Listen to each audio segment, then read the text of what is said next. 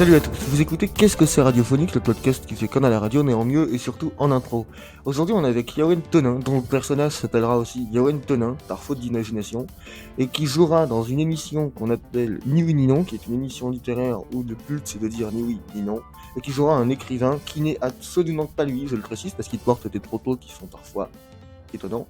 Ce n'est pas vraiment lui. On écoute ça tout de suite.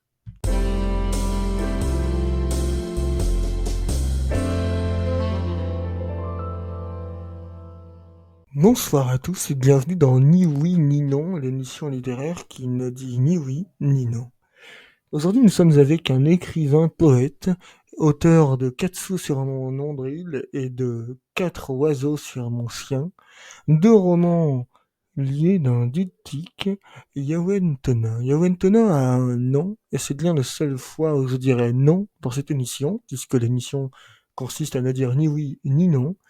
Nos invités sont appris de cette règle, ils connaissent la règle et ils sont avec nous aujourd'hui. Yawen, bonsoir. Bonsoir, Est-ce que vous allez bien? très bien, Très très bien. très bien. La question que je me pose, moi, Yawen, en ayant lu vos livres, vous aimez les courgettes? J'aime beaucoup les concombres. Les courgettes, je trouve ça trop dur, puis on peut pas les manger crus. Ça se mange moyen cru, c'est vrai.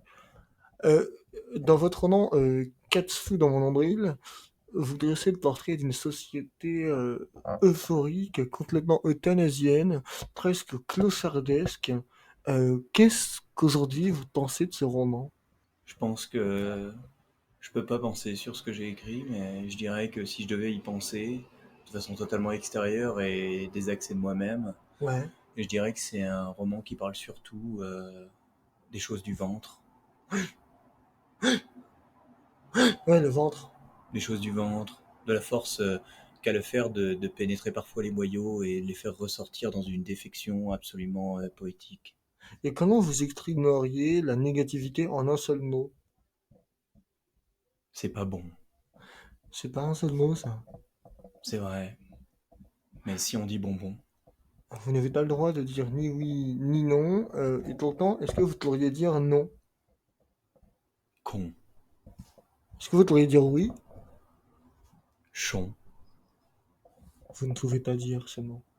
Et vous avez de la raison, puisque c'est le concept de la mission. Mais on s'étendait, et là, je viens de recevoir un mail, vous voyez? Et d'ailleurs, dans le mail, on parle technologie. Vous n'êtes pas très axé technologie, Yawen, on le sait. Vous écrivez vos romans au crayon à papier. et je m'éclaire uniquement à la lampe à gaz. Je suis allergique à l'électricité. Je crois d'ailleurs que vous gagnez tellement d'argent avec vos livres que vous brûlez du whisky Jack Daniels pour faire de la fumée et des flammes qui vous éclairent. Exactement, avec du chorizo, après je peux le manger. Ça, c'est intéressant.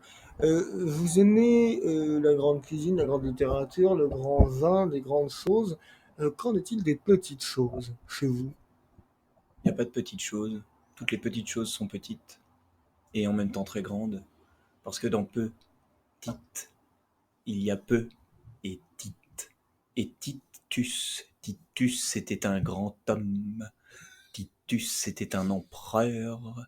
Et il était loin d'être petit, le Titus.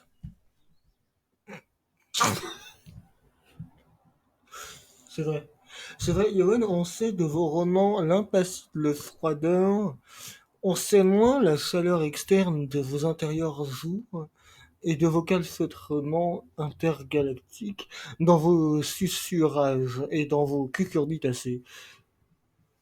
C'est vrai, c'est des choses que je cache un petit peu à mes proches parce qu'à chaque fois je me dis que galactiquement c'est pas forcément parlant. Alors j'ai plutôt tendance à parler de Neptune, histoire de pas trop parler de thunes. La thune est une question importante dans votre carrière parce que c'est vrai que vous avez exigé tout de suite un énorme salaire que votre éditeur Glanarion vous a très gentiment refusé. C'est donc pour ça que vous avez vendu votre bouquin 500 euros de pièce.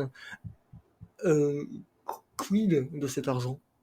Quid de cet argent? Écoutez, moi cet argent je l'investis, j'en ai besoin, pourquoi? Pas parce que j'ai besoin d'argent, mais parce que l'argent c'est l'art des gens. Il faut se dire que S'il n'y a pas cette nécessité de payer, il n'y a pas de bons spectateurs. Vous êtes le premier écrivain complètement libéral autoproclamé.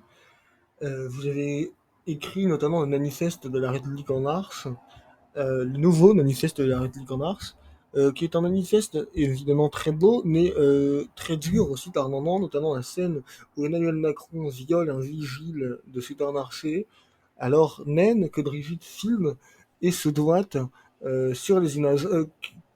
Comment est-ce que cette scène-là, elle naît et comment est-ce qu'on en fait un manifeste? C'est un petit peu imposé à mon esprit. Ouais. Finalement, j'étais en train de regarder mon lit et je pense qu'en fait c'est très important d'érotiser la politique et notamment d'attaquer dans les tabous les plus enfouis. Ah ouais. Et on voit actuellement, notamment avec le mouvement de MeToo, qu'on ne parle pas en fait assez du viol et des attouchements. Et je pensais que c'était très important en fait de montrer que même la femme du président, qui est elle-même une femme, finalement pouvait jouir du viol entre hommes.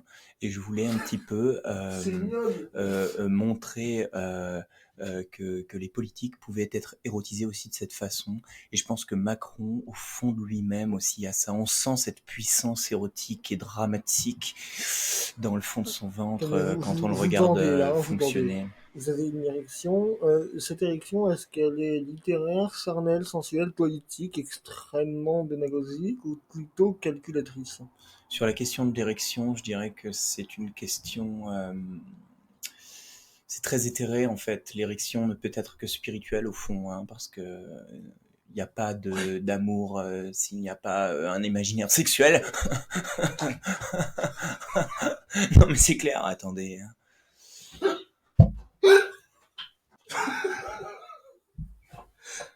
Il y a maintenant bit, Carré, octogone, bite, couille, vergeture, perméable, impair, victoire, numérologie, talion, talion,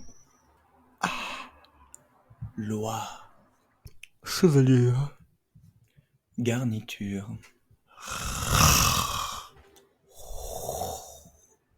océan, ton séant, altération. crispation.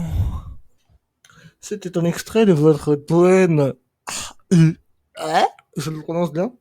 On prononce plutôt U, R, Autant pour moi. C'était un extrait de votre donc poème U, R.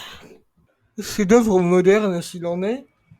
Par rapport aux trois Goncourt que vous avez gagnés, parce que le Goncourt est connu pour être décerné qu'une fois dans une carrière, vous l'avez reçu trois fois. Qu'est-ce que vous en dites? Je dirais surtout que la première fois, c'est tous les jours, en fait. Ça veut rien dire.